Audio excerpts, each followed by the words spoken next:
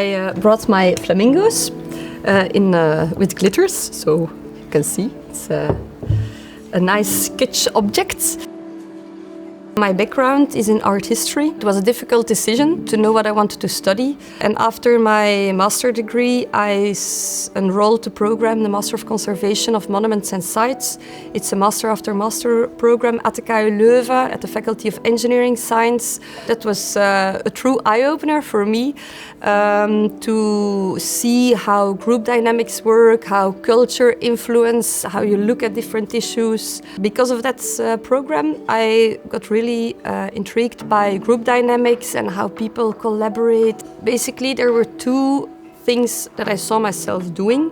On the one hand, I've always thought that I would become a teacher, or I thought that, or I dreamed about supervising a team of heritage experts.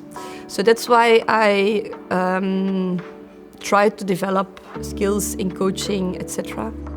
I really believe that the PhD made me somehow too much independent. So I ended up looking for a new job, and I met my PhD promoter on a network event. And she was looking for a departmental administrator, and that's how I ended up at the university. As departmental administrator, you come across very many different issues, things, and every day is different. I have to juggle with very different aspects, going from HR to issues in infrastructure. I'm responsible for the finances of the department, of course, under supervision of the chair, but in the end, a lot ends up in the basket of the departmental administrator. You're also working on policy domains, so the department is responsible for the research policy. You try to identify the new projects for the department as well, and you prepare agendas for different meetings, etc.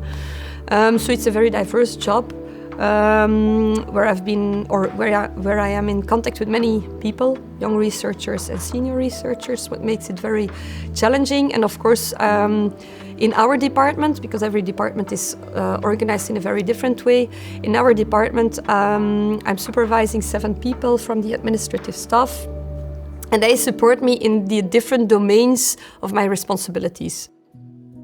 Having a PhD, it definitely gives you more credibility to get into discussion with professors or senior academic staff. If you want to work at KU Leuven, it definitely helps that you've passed through the PhD program, because it gives you information about how the university works from the inside.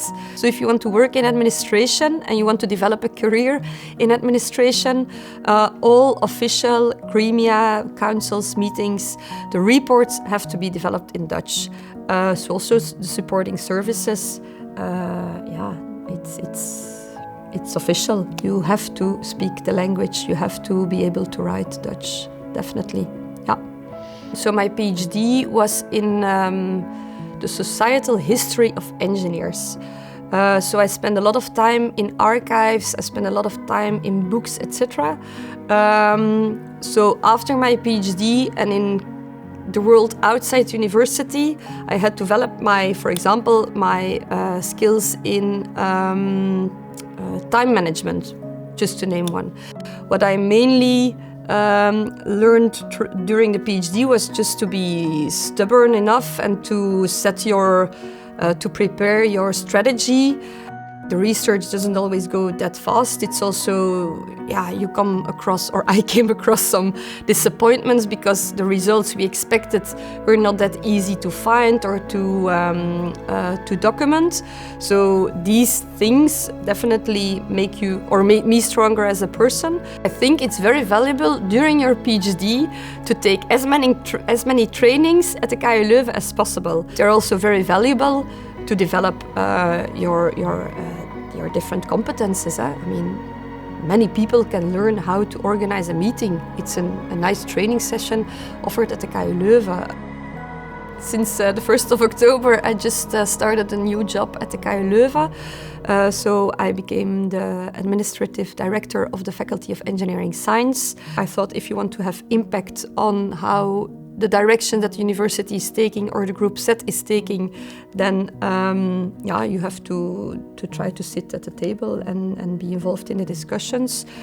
I think it's important that as an individual or as a team, you develop a positive, constructive mindset, believe in yourself. You have many competences and you have to be able to kind of get them out and put them on paper.